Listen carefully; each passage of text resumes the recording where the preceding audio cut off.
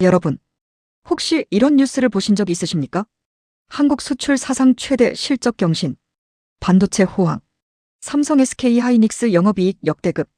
그런데 이상하지 않으신가요? 이 좋은 소식들이 쏟아지는 동안 주변을 둘러보면 자동차 부품 공장 하나가 조용히 문을 닫고 동네 식당 옆 산업단지에 임대 현수막이 하나씩 늘어나고 있습니다.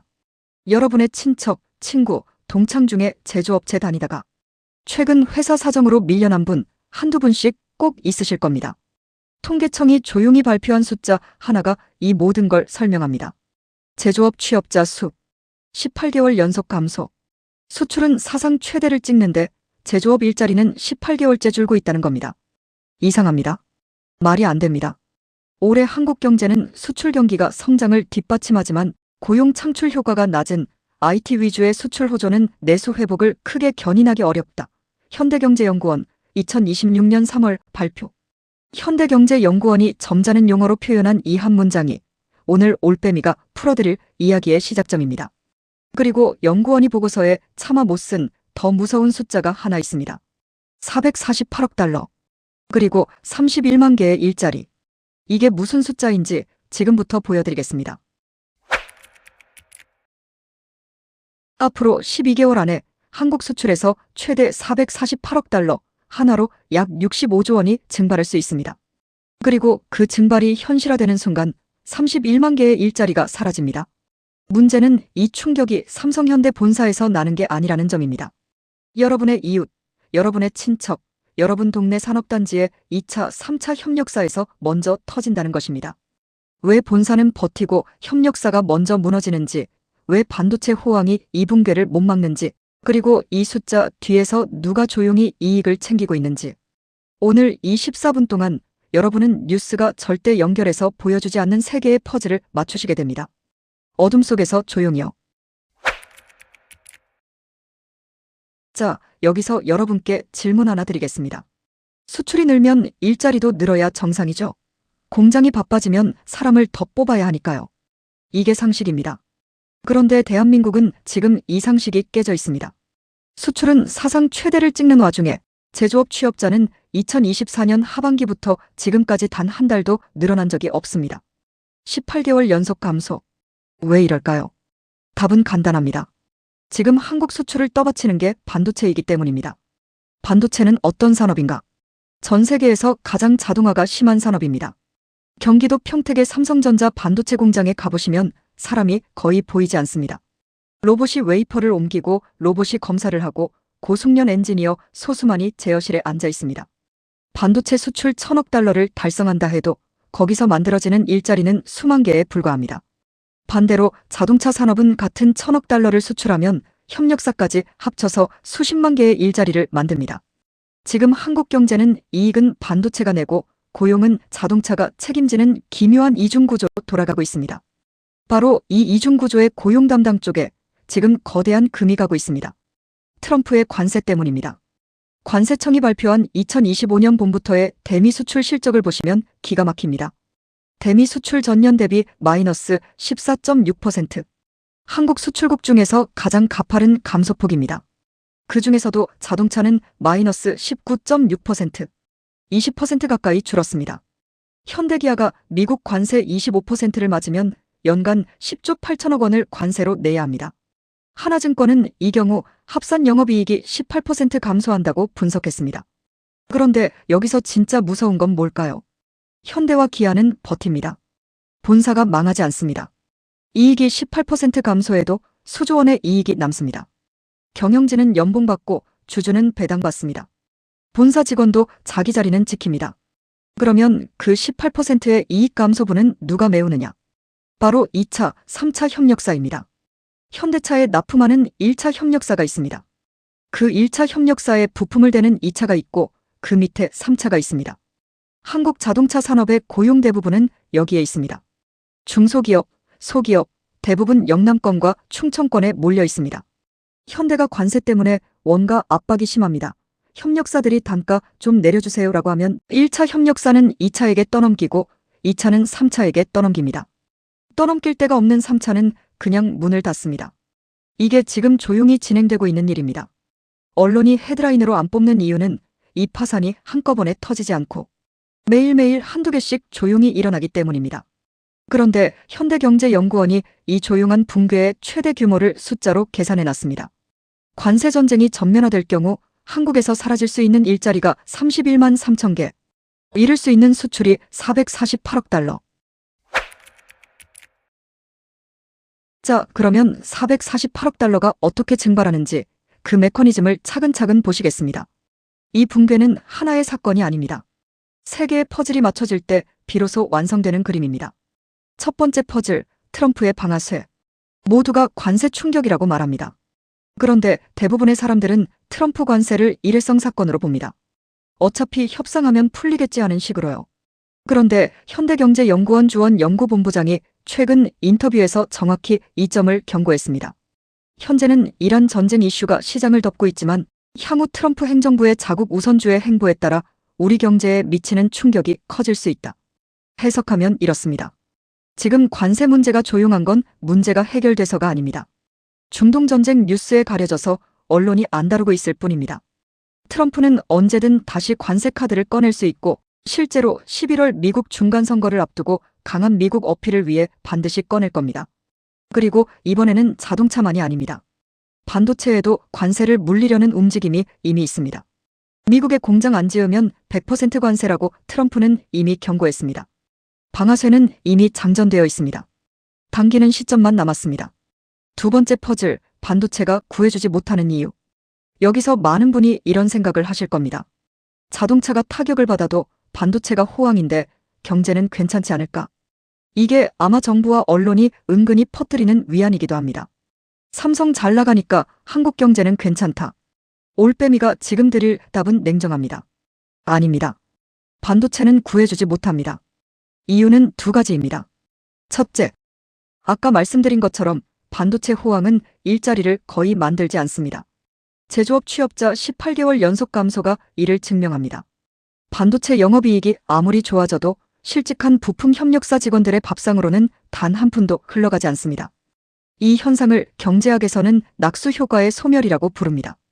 대기업 이익이 중소기업으로, 중소기업에서 가계로 흘러내리는 연쇄고리가 이미 끊어져 있다는 뜻입니다. 둘째, 더 심각한 건 반도체 호황 자체가 지금 피크에 도달해 있을 수 있다는 겁니다. AI 반도체가 얼마나 더 팔릴지 월가는 이미 의심하기 시작했습니다. TSMC는 이미 대만 내부에 봉쇄적 클러스터를 구축 중이고 중국은 빠르게 추격하고 있습니다. 그러니까 만약 자동차 붕괴가 시작됐을 때 반도체마저 둔화되기 시작하면 이건 그냥 한 축이 무너지는 게 아니라 두 축이 동시에 무너지는 겁니다. 세 번째 퍼즐, 영남권이라는 화약고. 자, 이제 마지막 퍼즐입니다. 이건 언론이 가장 적게 다루는 이야기입니다. 한국 자동차 부품 협력사들은 어디에 몰려 있을까요? 울산, 창원, 대구, 부산, 포항, 영남권 산업벨트에 집중돼 있습니다. 현대차 울산 공장을 중심으로 수백 개의 2차, 3차 협력사가 동심원처럼 퍼져 있는 구조입니다. 최근 영남권 산업포럼에서 충격적인 분석이 나왔습니다. 전기차 전환이 가속될수록 기존 내연기관 부품사들은 일감이 사라집니다. 여기에 관세 충격까지 겹치면 영남권 고용 충격은 다른 지역보다 상대적으로 크게 나타날 가능성이 높다는 겁니다. 청년 실업률은 이미 7.7%까지 올랐습니다. 전년 대비 0.7%포인트 상승. 지역 청년들이 일자리를 못 찾아 서울로 올라오고 있는 와중에 영남권 본거지마저 흔들리면 이건 국가적 차원의 지역 공동화 문제입니다. 그리고 이 문제의 진짜 잔인한 측면은 이겁니다. 영남권 부품 협력사 근로자의 다수가 40대, 50대 중장년층입니다. 이분들이 일자리를 잃으면 어떻게 될까요? 자녀 교육이 끝나가는 시기에 주택대출은 아직 남아있고 재취업은 어렵고 은퇴까지는 10년이 남았습니다. 448억 달러가 증발한다는 건 그냥 통계가 아닙니다. 영남의 한 가정이 무너지는 것이고 대구의 한 동네 상권이 말라가는 것이고 부산의 한 아이가 대학을 포기하는 것입니다. 누가 이득을 보는가? 돈은 어디로 흐르는가? 올빼미의 핵심 질문입니다. 이 질문을 이번 수출 붕괴 시나리오에 대입해보시면 전혀 예상치 못한 그림이 나타납니다. 현대차가 관세 때문에 한국 공장 생산을 줄이고 미국 현지 생산을 늘립니다. 이미 발표된 계획입니다. 미국 내 생산 능력을 70만 대에서 120만 대 이상으로 확대합니다. 그러면 그 공장은 누가 짓나요? 미국 건설업체. 누가 거기서 일하나요? 미국 노동자. 누가 그 공장에서 생산되는 차를 통해 일자리를 얻나요? 조지아, 엘라베마의 유권자들. 즉, 트럼프의 지지층입니다. 한국의 31만 개 일자리가 사라지는 동안 미국의 중간선거에서 승리할 일자리가 만들어집니다. 이것이 관세의 진짜 설계도입니다. 그런데 이건 표면 이야기일 뿐입니다. 더 깊은 곳에 다른 이야기가 있습니다. 한국 자동차가 미국 시장에서 밀려나면 누가 그 자리를 차지할까요? 일본과 유럽입니다. 일본과 EU의 관세는 아직 15%에 머물러 있는데 한국만 25%로 올라가 있기 때문입니다. 도요타, 혼다, BMW, 벤츠는 가만히 앉아서 시장 점유율을 가져갑니다. 그리고 더 조용한 수혜자가 있습니다. 중국 자동차 기업입니다. 유럽과 신흥국 시장에서 한국차가 밀리는 빈자리에 중국 전기차가 빠르게 진입하고 있습니다. 미국이 중국을 때린 관세가 아이러니하게도 중국에게 유럽 신흥국 기회를 열어주고 있는 겁니다. 그리고 한국 안에도 조용히 웃는 사람들이 있습니다. 대기업 본사는 버팁니다. 이익 18% 줄어도 본사 직원 연봉은 그대로고 임원 스톡 옵션도 유효합니다. 그런데 중소협력사가 문을 닫으면 그 공장 부지는 싼 가격에 매물로 나옵니다. 이걸 사들이는 사람은 누굴까요? 결국 대기업 계열사 또는 대기업 우호자본입니다. 위기가 끝나고 나면 한국 자동차 산업은 더 집중화되고 중소협력사 비중은 줄고 대기업 계열화 구조는 강화되어 있을 것입니다. 이것도 구조적 의미의 수혜입니다. 31만 명이 일자리를 잃는 동안 한국 경제는 결과적으로 더 양극화됩니다. 이게 오늘 올빼미가 보여드리는 두 번째 그림자입니다. 올빼미는 근거 없는 공포심을 조장하기 위해 이 영상을 만드는 게 아닙니다. 공포는 판단을 마비시킵니다.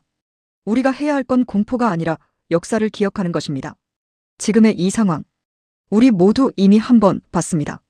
2018년 한국 GM 군산공장이 폐쇄됐습니다. 2,000명이 넘는 직원과 협력업체 수만 명이 영향을 받았습니다. 그때 군산시 경제는 말 그대로 무너졌습니다. 식당이 문을 닫고 원룸촌이 비었고 학생 수가 급감했습니다.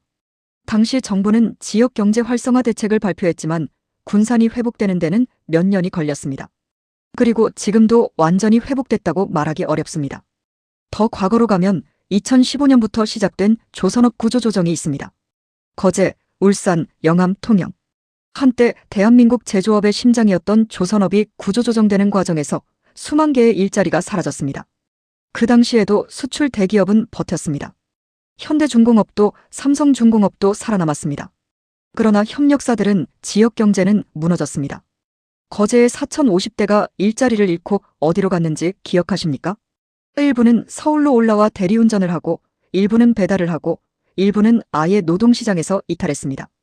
이 패턴이 정확히 그대로 영남권 자동차 부품 산업에서 반복되려 하고 있습니다. 그리고 이번에는 규모가 다릅니다.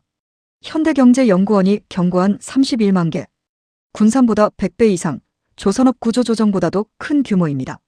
앞으로 6개월에서 1년 사이 세 가지 장면 중 하나가 펼쳐질 것입니다. 첫 번째 장면, 협상 타결. 트럼프와의 통상 협상이 잘 풀려 관세가 15%로 환원되거나 일부 면제가 적용되는 경우입니다. 이 경우 급성 충격은 피할 수 있지만 이미 진행 중인 현대기아의 미국 공장 확장은 되돌릴 수 없습니다. 한국 내 생산 감소 추세는 계속 이어집니다. 전체 일자리 충격 중 30에서 40% 정도만 현실화되는 시나리오입니다. 현재 가장 가능성 높은 두 번째 장면, 관세 유지. 미국 중간선거 국면에서 트럼프가 관세를 카드로 유지하는 시나리오입니다. 이 경우 현대기아 영업이익이 실제로 18% 이상 감소하고 협력사 단가 인하 압박이 본격화됩니다. 영남권 2차, 3차 협력사 중에서 연쇄 폐업이 시작됩니다. 일자리 충격은 전체의 60% 수준, 약 18만 개가 현실화됩니다. 세 번째, 최악의 장면, 관세 확대. 자동차에 이어 반도체에도 관세가 적용되는 시나리오입니다. 또는 EU, 일본의 관세는 그대로 두고 한국만 차별적으로 더 높이 때리는 경우입니다.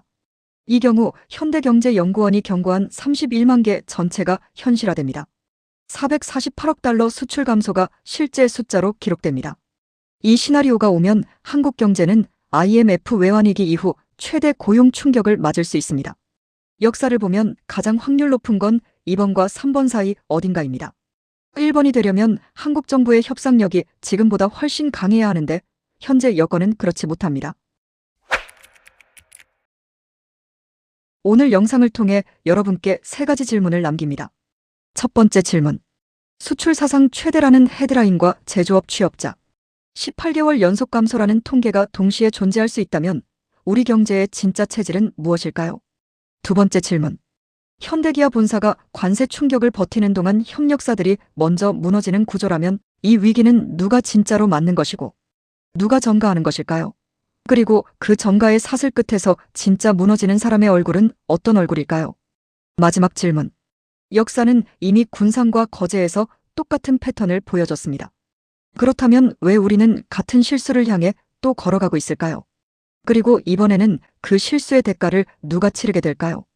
협상이 예상보다 잘 풀릴 수도 있고 정부의 대응이 의외로 기민할 수도 있고 협력사들 중 일부는 신사업 전환에 성공할 수도 있습니다. 미래는 언제나 변수가 있습니다. 하지만 과거 데이터와 현재 흐름을 보면 알 수 있습니다. 최소한 수출 호황 뉴스 옆에 제조업 취업자 감소 뉴스가 있다는 사실만 기억하셔도 그 인식 하나가 여러분의 판단을, 여러분 가족의 진로를, 여러분들의 자산관리의 방향을 완전히 바꿀 수 있습니다. 448억 달러는 통계입니다. 그러나 그 통계 뒤에는 31만 개의 얼굴이 있습니다. 올빼미가 보는 것은 숫자가 아니라 그 뒤의 얼굴입니다. 재미있게 봐주셨다면 그리고 이 영상이 난세를 살고 있는 여러분의 판단에 조금이라도 도움이 되었다면 구독과 좋아요 그리고 알림 설정 꼭 부탁드립니다. 알림을 켜두시면 최신 이슈를 집중 분석한 영상을 가장 먼저 보실 수 있습니다. 올빼미는 오늘도 다음 어둠을 봅니다. 올빼미의 눈이었습니다. 감사합니다.